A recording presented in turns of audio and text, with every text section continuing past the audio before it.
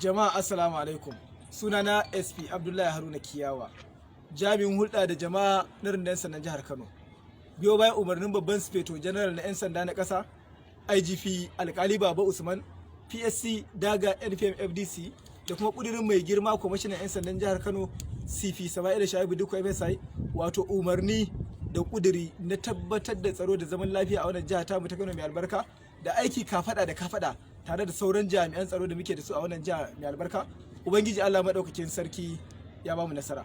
Nan wurin da kuke gani wuri ne mai sunan kwanar 'yan Ghana, wato unguwar shirin Murtala a karamar hukumar Nasarawa a nan Kano. Idan za ku iya tunawa, shekarar ta gabata ranar 4 ga watan 12 na shekarar 2021 akwai rahotanni da muka samu, wato na batan wata yarinya mai suna Hanifa Abubakar, yar kimanin shekaru 7, wadda tunda ta bata kwamishinan 'yan sanda ta da dakarun 'yan sanda na Operation Pop Ada, wato kankace kwabo, a karkashin jagorancin DSP Shehu Dahiru, tare da basu umarnin lalle a tabbatar da wato an nemo wannan yarinya, wanda alhamdulillahi jami'ai na tsaro na Kano gaba ɗaya suna aiki ne tsintsiya madauri ɗaya, wanda Allah ya taimake mu, wato a wannan rana yau din nan 20 ga watan 1 na wannan shekara ta 2022 aka samu nasarar kamo waɗanda wato su suka ɗauki yarinyar, wanda bayan sun ɗauke ta sun nemi a bada kuɗin fansa kwana 14 da suka ga cewa za a gane su ne. Ɗaya ma a ciki abin iko Allah wai malaminta ne, to gashi dai tare da taimakon wato jami'anmu na farin kaya wato DSS aka samu nasarar kama su, wanda ga su dai za ku ji daga bakin su irin abubuwan da suka yi. Amma kafin nan, tun da gashi ya ba mu bayanai, za mu je matso kusa ya ba mu bayanai, sannan mu je inda suka birni yarinyar a cikin gidansa a tono ta, wanda dama ga likitoci da 'yan sanda da kwamishinan 'yan sanda ta a matso gaba. Me sunanka? Abdulmalik Muhammad Tanko. Na'am? Abdulmalik Muhammad Tanko. Shekarunka nawa? 34. A ina kake da zama? Unguwar Musala. To ba mu labari a takaice, me tsakaninka da yarinyar nan Hanifa? A takaice ɗaliba ta ce a makarantar Noble Kids Comprehensive College da take kwanar Dakata. Me ya faru da ita wannan ranar? So abin da ya faru dai shine akwai wannan bawan Allah da yake nan bayana, da kuma wata wai ita Fatima, wanda na kawo musu tunanin cewar su zo su ɗauko wannan yarinya da nufin cewar mahaifiyarta ce ta ce a ɗauke ta za ta nemi kuɗi a wurin mahaifinta. Wannan ƙarya ne musu kenan.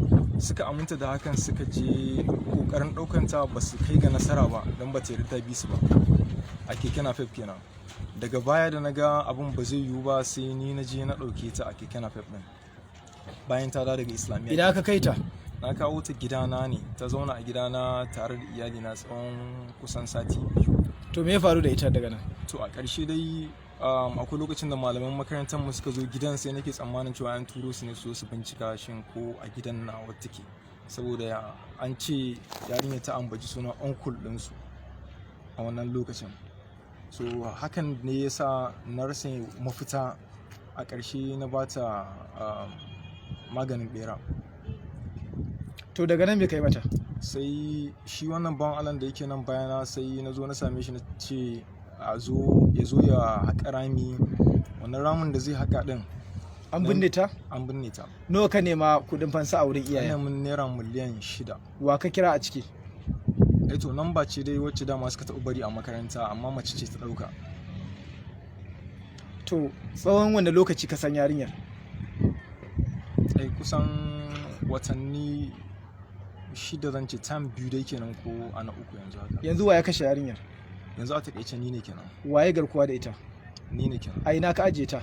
A gidana na ajiye. A wanne wuri ne gidan? A tare da iyalina a nan cikin tudun Murtala. Ina gidan yake? Ba a nan bane. To nan gurin da ka kama? Nan makaranta ce, inda ɗaya daga cikin makarantar mu ce, inda ana aka binne ta. Yaushe ka binne ta? Kusan kamar 20 ga wata nake kyautu, ba zan iya tuna specific date. Waye ya binne ta? Ni na binne ta. To yanzu zaka iya nuna mana wurin da ka binne ta? Insha Allah. To dan ja baya, kai matso kafin mu je. Kai me sunanka? Sunana Hashim Isiyaku. Shekarunka nawa? Shekara ta 30. A ina kake da zama? A nan tudun Murtala. To ka ji abin da ya faɗa? Ya kuke da shi? Aboki na ne.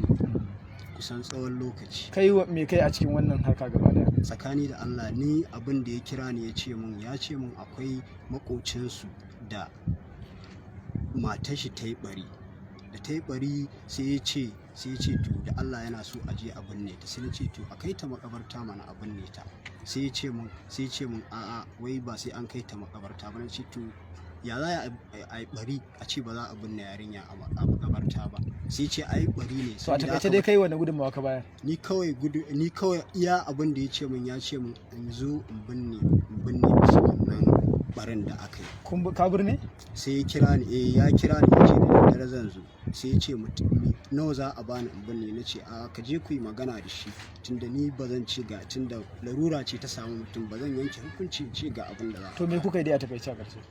Daga ƙarshe sai ya ɗauko abu a buhu ya zo da daddare ya ajiye a makaranta. Ni ne na yi tona. Waye binne? Ni ne na binne.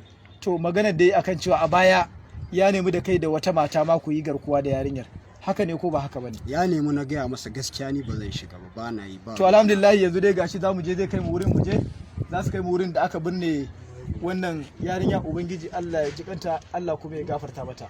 Za mu je mu gani domin ya nuna mana. Mu je zuwa. Mu je ina medical ce? Bismillah. Mu je.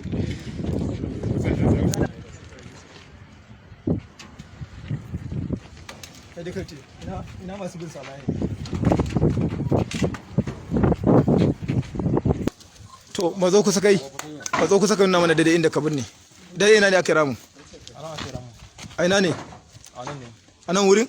To shi ke da abu da wurin mu gani. Ina masu hebur din abu dai. Jama'a da Allah a ja baya.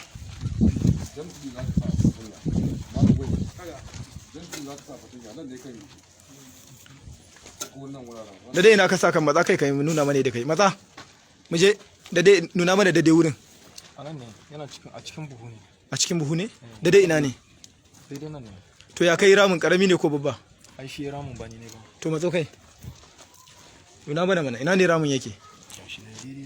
Daidai wancan wurin? Daidai nan ne? To dawo baya.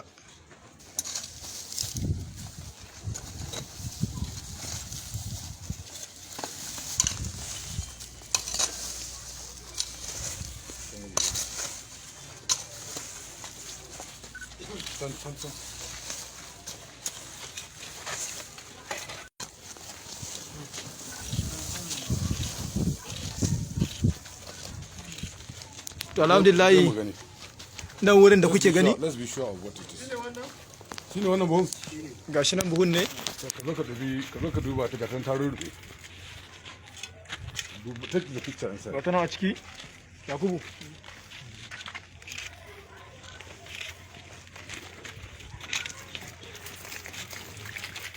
Wanda ta riga ta lalacewa gaba daya. Inna lillahi wa inna ilaihi raji'un. Inna lillahi wa inna ilaihi raji'un. Inna lillahi wa inna ilaihi raji'un. Inna lillahi wa inna ilaihi raji'un. To Allah dai ya jikanta, Allah ya gafarta mata. Just leave that six. Come on, open it. Gashi dai ta ma gama lalacewa gaba daya a cikin wannan. Open it clearly. Karka ji komai da gloves naka, karka ji komai. Inna lillahi wa inna ilaihi raji'un. Allah ya jikanta, Allah ya gafarta mata.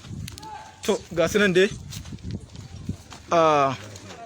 wanda suka yi wannan garkuwan kuma suka yi wannan kisan kai din, wanda ko shakka babu wannan marasa imani, wannan marasa tunani, wannan tsinannun mutane za a gurfanar da su a gaban kotu domin a musu hukunci. Allah ubangiji ya kare mu daga sharrinsu.